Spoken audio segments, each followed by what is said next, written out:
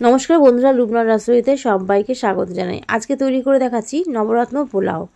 আমরা প্রায় সময় এই রেসিপিটা করে থাকি। এই পোলাওটা বানানোর জন্য আমি 2 কাপ বাসমতি চাল নিয়েছি আর জল দিয়ে 3-4 বার জল পাল্টে পাল্টে ভালো করে ধুয়ে পরিষ্কার করে নিয়েছি। এবার কিছুক্ষণের জন্য রেস্টে রাখবো 15 থেকে 20 মিনিটের মতো। ততক্ষণে এখানে জল বসিয়ে দিয়েছিলাম। জলটা যখন ফুটে গেছে পরিমাণ মতো লবণ দিয়ে নিয়েছি। লবণটা দিয়ে ভালো করে জলের সাথে মিশিয়ে নিয়েছি। তারপর ভিজিয়ে রাখা চালগুলোকে দিয়ে দিলাম। দিয়ে চামচের সাহায্যে ভালো করে জলের মধ্যে গুলিয়ে দিলাম। ঢাকনা চাপা দিয়ে রেখে দিয়েছি।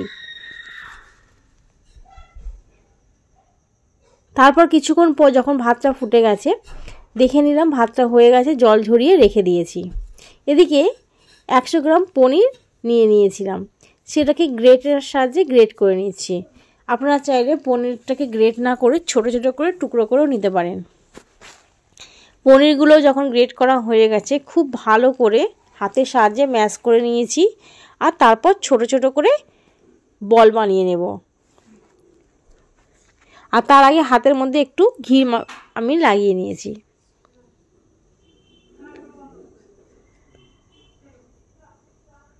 সমস্ত পনিরগুলোকে বল বানিয়ে নিয়েছি। এদিকে কড়াই বসিয়ে দিয়েছি। তেলটা যখন গরম হয়ে গেছে বানিয়ে রাখা পনিরগুলোকে দিয়ে দিলাম। প্রথমের পার্টটা যখন আমি পনির দিয়েছি স্কিপ হয়ে গেছে। দ্বিতীয় পার্টে দেখাচ্ছি। সমস্ত পনিরগুলোকে ভেজে তুলে নিলাম। ওই একই তেলের মধ্যে সামান্য একটু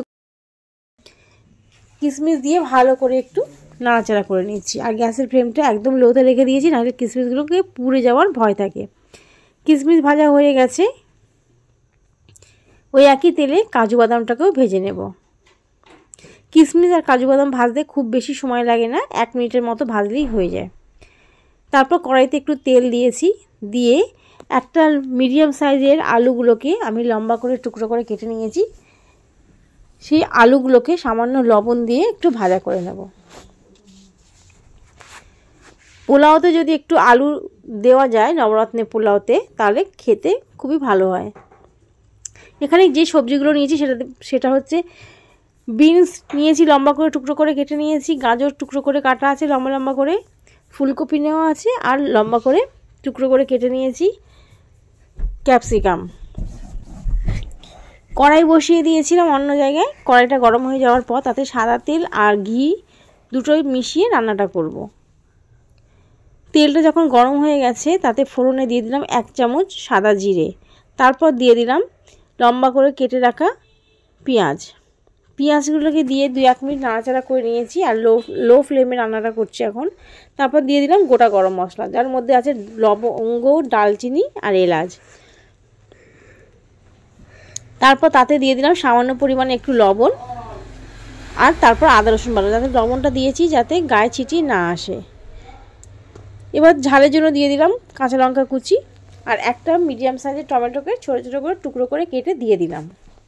সব কিছুকে দিয়ে 2 মিনিটের জন্য ঢাকনা চাপা দিয়েছি লো ফ্লেমে রাখায়। তারপর টুকরো করে কেটে রাখা ফুলকপির টুকরোটাকে দিয়ে দিলাম।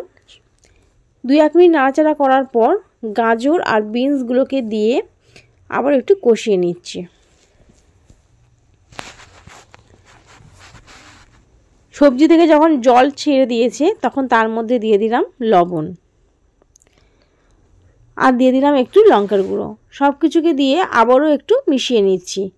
আর লো ফ্লেমে রান্নাটা করছি যাতে সবজিগুলো থেকে একটু জল ছেড়ে দেয়। ঢাকনা চাপা দিয়েছিলাম, 2 মিনিট পর ঢাকনাটা খুলেছি। দেখুন অনেকটা জল ছেড়ে দিয়েছি সবজি থেকে। সবজিটা এখন নরমও হয়ে এসছে। এবার যে ক্যাপসিকাম আমি কেটে রেখেছিলাম লম্বা করে আর টমেটোটাকে সেগুলোকেও দিয়ে দিলাম। উপর থেকে একটু স্বাদের জন্য দিয়ে দিলাম চিনি, একটু দিয়ে দিলাম গরম মশলাগুলো। সমস্ত উপকরণ দেওয়ার পর খুব ভালো করে কষিয়ে নিয়েছি। এবার ভেজে রাখা আলু আর পনির, কাজু বাদাম, কিশমিশ সমস্ত কিছু দিয়ে দিয়েছি আর একটু রেখে দিয়েছি গার্নিশের জন্য। ভালো করে মিশিয়ে নেওয়ার পর তৈরি করে রাখা চালটাকেও দিয়ে ভালো করে মিশিয়ে নিচ্ছি। খুব আলতো হাতে এটাকে মেশাতে হবে, নাহলে ভাতগুলোকে ভেঙে যাওয়ার ভয় থাকে। খুব ভালো করে মিশিয়ে নেওয়ার পর এবার একটু দিয়ে দিলাম 1 চামচ ঘি। একবার এরকমভাবে রান্না করে দেখবেন, দেখতে খেতে অনেকটা সুস্বাদু হয়। যদি রেসিপিটা ভালো লেগে থাকে অবশ্যই চ্যানেলটাকে সাবস্ক্রাইব করবেন, পাশে থাকা বেল আইকনটি প্রেস করবেন, লাইক কমেন্ট এবং শেয়ার করবেন। আর গরম গরম এবার পরিবেশন করছি। আজকে তাহলে এই পর্যন্ত, আবারও ফিরে আসবো নতুন কোনো ভিডিও নিয়ে। ততক্ষণের জন্য ভালো থাকবেন। ভিডিওটি দেখার জন্য ধন্যবাদ।